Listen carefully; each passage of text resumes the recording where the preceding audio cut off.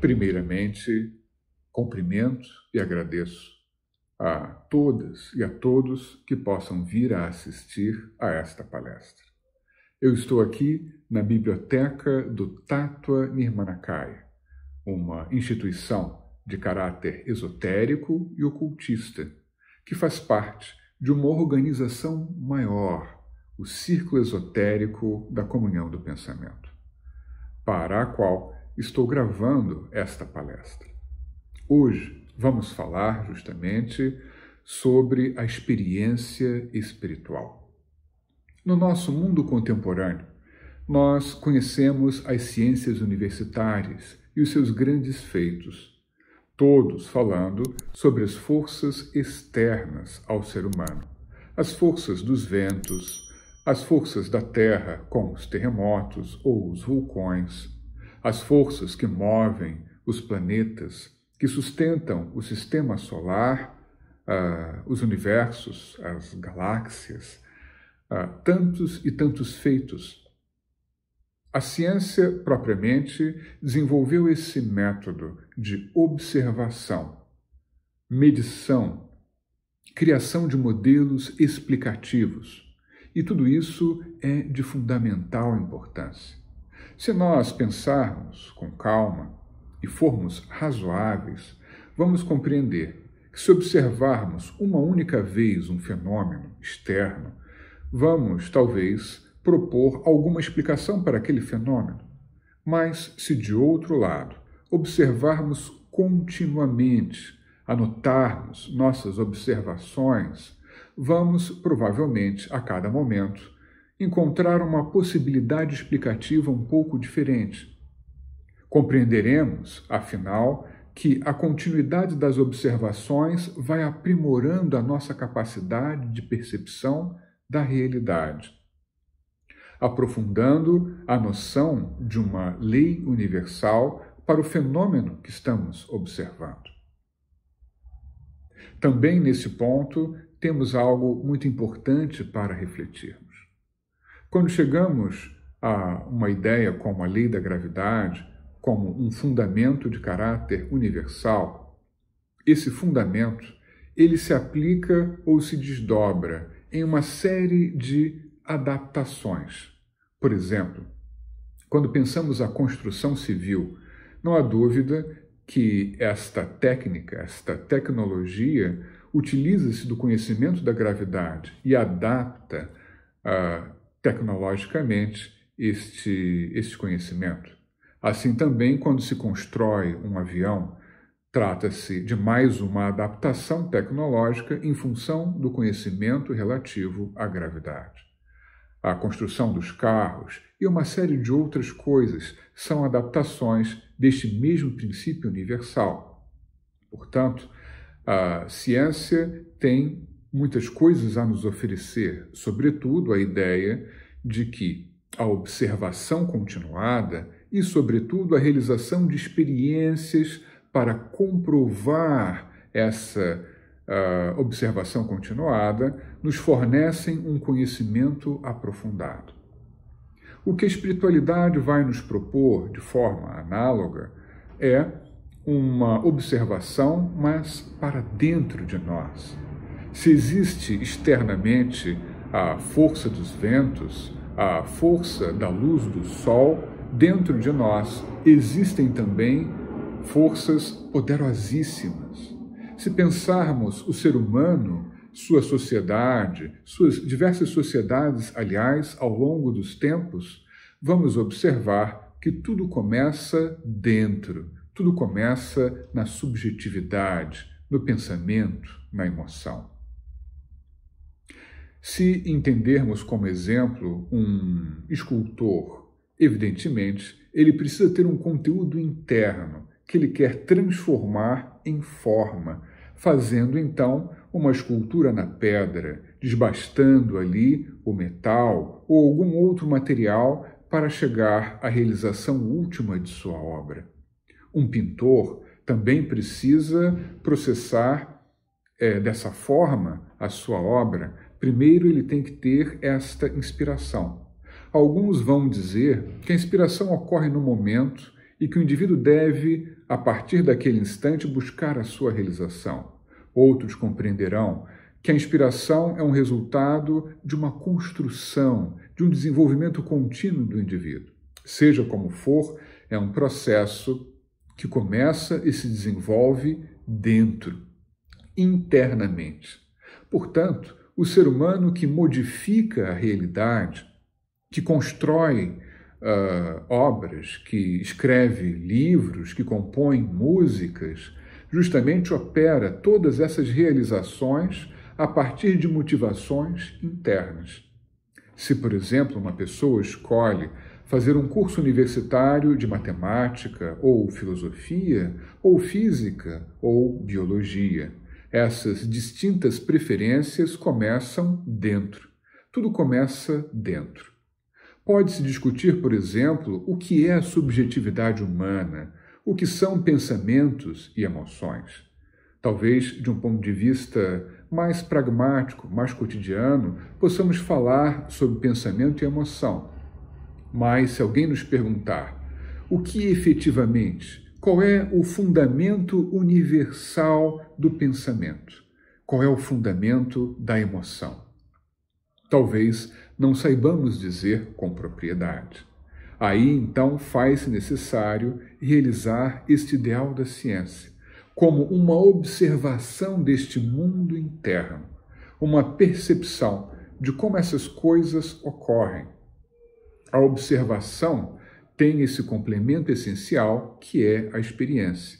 Observamos ao longo do tempo, imaginamos certas explicações e pomos à prova as explicações através da experiência. A experiência, efetivamente, é aquilo que é a prova de fogo. É o local da onde o verdadeiro conhecimento emerge necessariamente. Se pensarmos, por outro lado, as várias tradições espirituais e culturais da humanidade, os vários mitos existentes, contos e uma série de referências efetivamente culturais, seja da Grécia Antiga, da Mesopotâmia, do Egito, da cristandade e tantas formas de religião e filosofia, todas essas doutrinas, todas essas ideias partem justamente de alguma experiência individual. Alguma pessoa originalmente viveu algo e, a partir dessa vivência, essas histórias foram escritas, foram pensadas ou foram faladas oralmente e passadas de geração em geração. Sabemos, por exemplo, um interessante fenômeno que chamamos de telefone sem fio.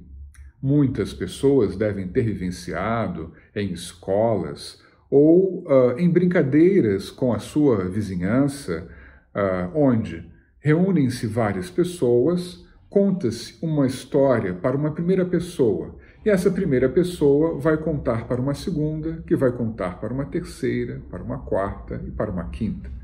Quando chega na última pessoa, e essa última conta a história que ouviu, ela conta uma história já muito diferente, que foi ganhando atributos, talvez a partir da imaginação de cada pessoa. Portanto, tradições, doutrinas que nos chegam através de milênios e séculos, naturalmente sofreram profundas modificações se pensarmos as experiências originais dos seres humanos que as idealizaram, ou pensaram, ou dos seres humanos que foram pegos como modelos por outros para pensarem essas histórias. Então, quando a doutrina se distancia da experiência original que lhe deu forma, temos, muitas vezes, um grande problema. Perdemos a chave de interpretação. Por isso também, não só os cientistas materiais que olham para fora buscam a experiência como chave, como justamente fundamento comprobatório de suas ideias. Também os místicos de todas as épocas buscaram a experiência como o aspecto superior, o aspecto máximo para revelar a verdade. No caso da espiritualidade, essa experiência tem outras características. Ela busca justamente comprovar ou não aquilo que é dito. Então, se, por exemplo, para um místico, existe o conceito de espírito, o conceito de alma, o conceito de divindade, o conceito também de reencarnação ou transmigração das almas. O místico essencial, o verdadeiro místico, ele vai querer experienciar por si mesmo e verificar se cada uma dessas ideias possui verdade ou não. Na nossa época, muito se fala sobre chakras. Entretanto, entre as pessoas que efetivamente professam, falam sobre leis naturais relativas aos chakras, quantas pessoas verdadeiramente viram os chakras ou os experienciaram com profundidade? Esse é um ponto que deveria ser absolutamente fundamental. Não devemos ser, é verdade, não devemos ser radicais. A literatura, as doutrinas têm muito a nos oferecer. Isso jamais deve ser considerado um problema. Entretanto, nós não devemos esquecer a dimensão da experiência como algo que deve comprovar ou não, ou mesmo aperfeiçoar aquilo que nos chega por um canal tradicional. Voltando à ideia da ciência externa, da ciência universitária contemporânea, da física, da química, como falávamos, há uma ideia de uma lei universal, que é algo fundamental, e há uma série de aplicações tecnológicas que são derivações dessa lei universal. Pensando, então, o universo interno do ser humano, nós devemos também ter esses princípios universais, que valem para todos os seres humanos, mas que, ao mesmo tempo, se individualizam, que se tornam únicos de acordo com a utilização de cada ser humano. Isso é muito importante, que possamos perceber que, efetivamente, na realidade, de uma forma geral, existe algo fixo e algo móvel. E da interação entre estes aparentes opostos surge uma profunda complementariedade. Se tivéssemos apenas coisas fixas, teríamos um grande problema.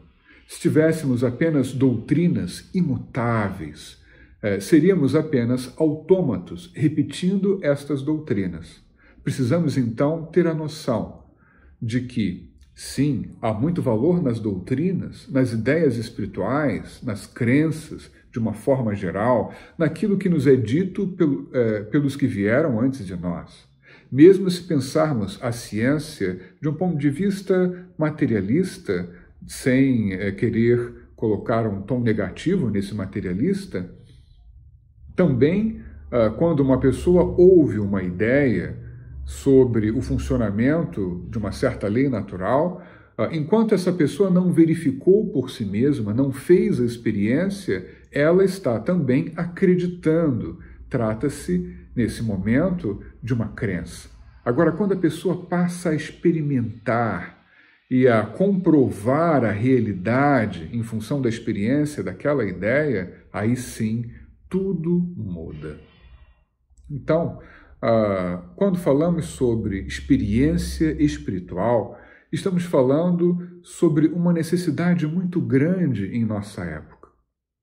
Os ensinamentos dos chamados mestres espirituais são esses pontos fixos, são esses referenciais, são como mapas para que nós possamos viver a nossa aventura de autodescoberta espiritual. Entretanto, só poderemos efetivamente chegar a algo se buscarmos experienciar a partir desses referenciais.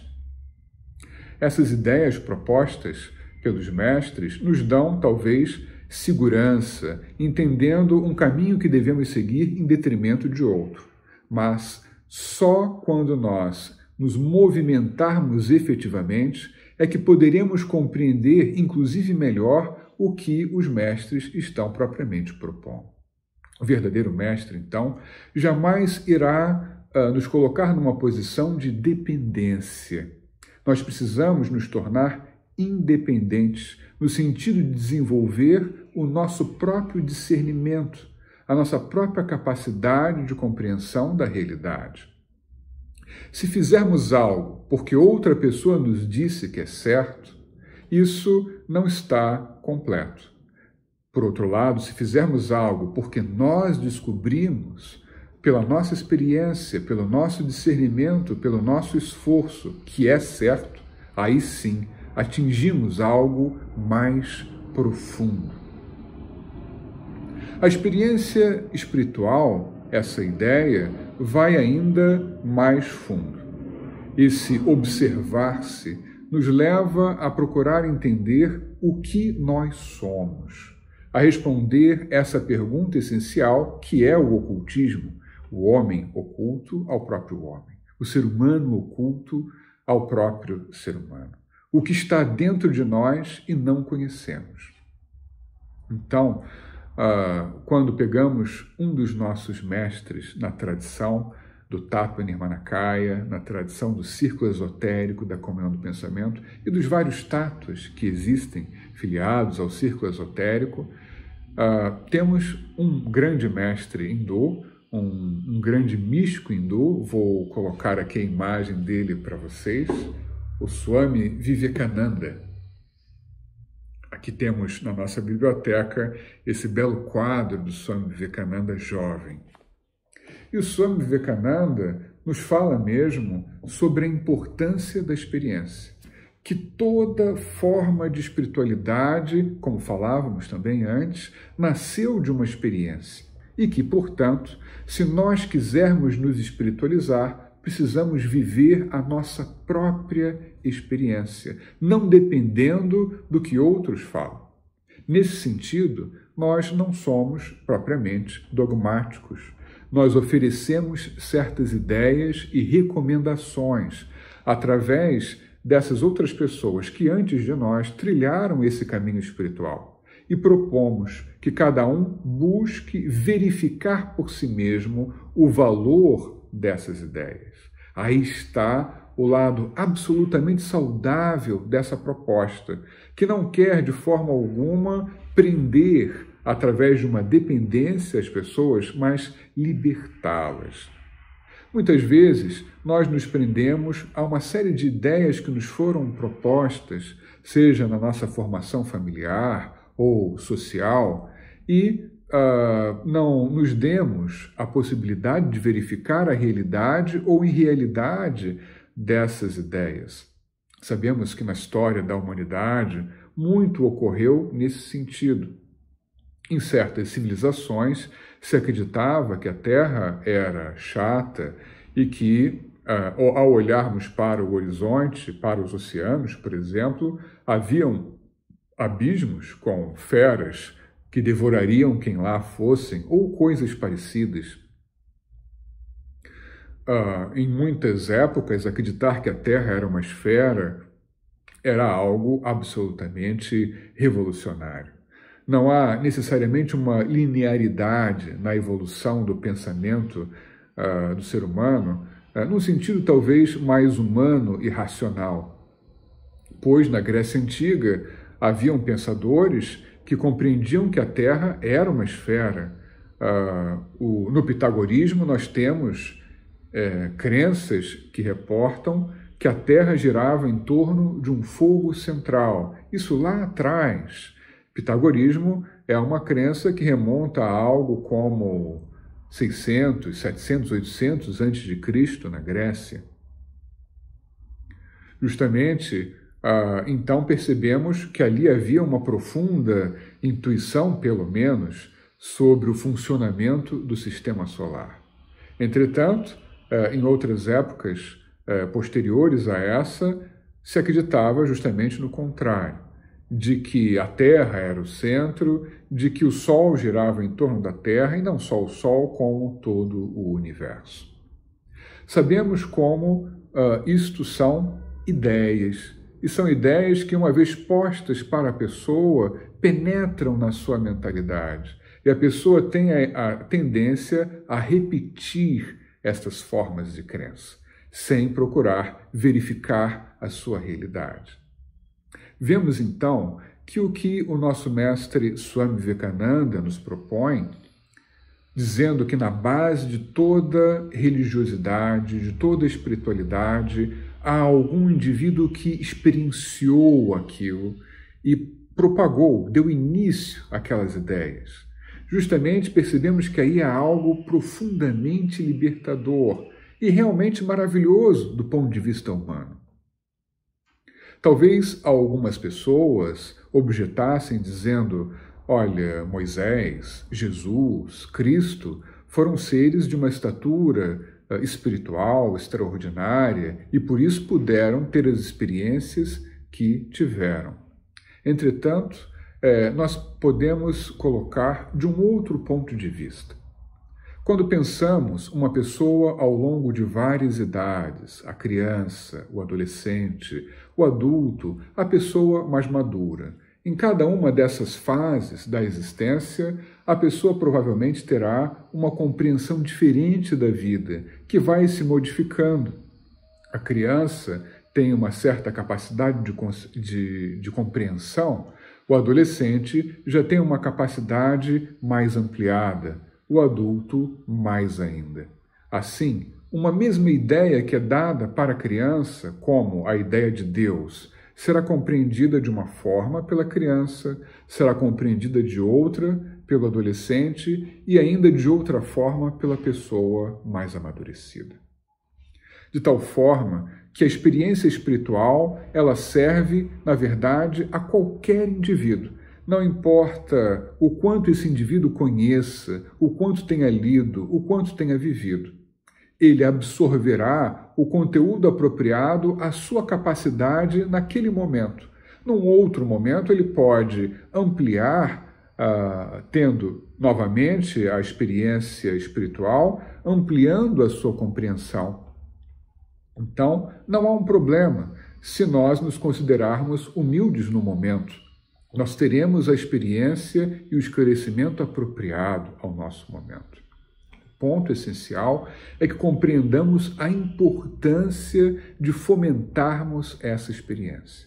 A importância, sobretudo, de compreendermos o nosso papel, o nosso esforço individual nessa autoobservação.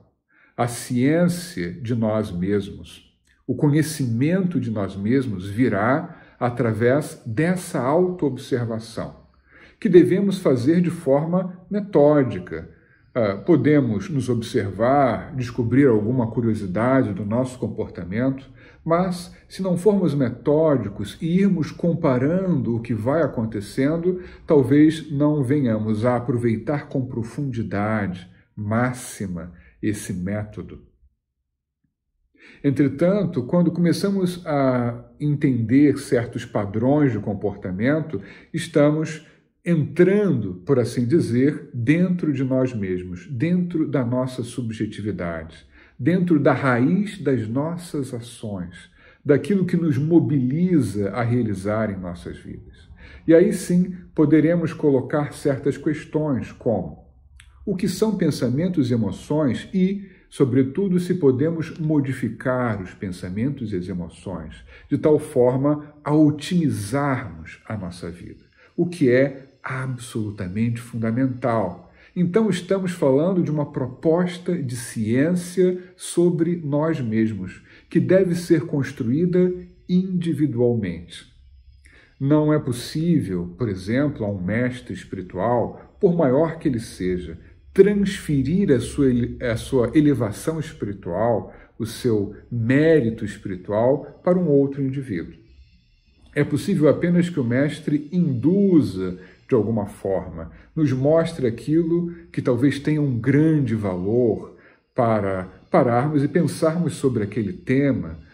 Talvez o mestre, realizando em si mesmo, nos sirva como exemplo e nos faça refletir com profundidade. Olha, o mestre conseguiu realizar tal feito então talvez eu também consiga. Então isso nos ajuda a pensar. Entretanto, há certos passos que só nós podemos dar. Aquele famoso momento onde compreendemos algo, né? Talvez um professor nos tente explicar matemática, ou história, ou filosofia, e aí, no momento da explicação, nós sentimos que não chegamos à compreensão ainda. O professor repetiu mais uma vez e mais uma vez, mas não chegamos à compreensão. Em outro momento, talvez, distraídos, ocorre o famoso momento do clique, né? E justamente percebemos, sim, agora eu entendi. Quer dizer, esse é um passo interno, é algo que se processa no âmago do nosso ser. É justamente um desenvolvimento dentro da nossa mentalidade, que permanece muitas vezes como algo oculto à nossa percepção. É uma questão do ocultismo, certamente, que nós queremos trazer à luz do dia, à luz da consciência, à luz da percepção. Tudo isso é sempre colocado pelos verdadeiros mestres da espiritualidade, sejam eles de qualquer, da nacionalidade que forem, de qualquer origem, de qualquer religião, de qualquer grupo espiritual, de qualquer época. Isso não faz a menor diferença. O lado saudável é o lado que propõe esta responsabilidade do indivíduo, que nos mostra que nós somos os construtores da realidade e que cabe a nós nos modificarmos, caso queremos uma realidade diferente. O poder está em nós. Exatamente como a realidade se apresenta em nossas vidas tem a ver com o nosso mundo interno e como nós externalizamos esse nosso mundo interno. Portanto, mais uma vez, trata-se de uma proposta de uma ciência própria. Dos nossos mestres, certamente, o nosso irmão maior, fundador da linhagem espiritual do círculo esotérico e dos vários tátuas, o Antônio Olívio Rodrigues, nos propõe que dentro do ser humano existe uma região que ele chama de morada secreta do Altíssimo. Essa região misteriosa nos é colocada como uma doutrina, como um referencial. Entretanto, o nosso mestre Antônio Olívio Rodrigues está nos dizendo que nós devemos trilhar um caminho para dentro de nós mesmos e verificarmos pela nossa própria experiência a existência desse local, a existência de algo efetivamente divino dentro de nós. Que isso só pode emergir como uma consciência, como a percepção de uma verdade, se nós nos permitirmos darmos os passos experienciais para verificarmos isso. É claro que não pode ser uma única experiência, precisa ser uma sucessão de esforços. Ora, quando pensamos de um ponto de vista cotidiano e queremos comprar algo que seja caro, normalmente a maior parte de nós precisa juntar dinheiro. Então, vamos fazendo certas equações, certos planos em nossa mente e vamos pensando, eu vou juntar X dinheiro em tal dia, em tal mês e em determinada época no futuro eu terei todo o dinheiro necessário. Assim é também em qualquer sentido da vida humana, sobretudo no desenvolvimento espiritual. Para chegarmos a uma experiência profunda, a uma iluminação, precisamos realizar várias pequenas experiências que vão nos levando gradativamente, aos poucos, a essa experiência maior. Vou apresentar também para vocês o quadro do nosso mestre Eliphas Levi, muito parecido com o do Vivekananda, que temos aqui na nossa biblioteca. Nosso mestre Eliphas Levi foi um ocultista francês. Justamente, vou apenas fazer uma referência importante ao nosso mestre, que nos diz ali junto com toda a sua experiência, com toda a sua bagagem, no momento que ele nos oferece esse conhecimento acumulado, ele não deixa de nos dizer que nós devemos também dar os nossos passos e ir além das próprias experiências que ele realizou. Esse é o aspecto, efetivamente, do verdadeiro mestre, que não prega de uma forma absoluta e está nos apontando que devemos realizar algo que só nós podemos fazer. Para encerrar essa ideia, poderíamos falar por mais tempo, certamente, o assunto é vasto.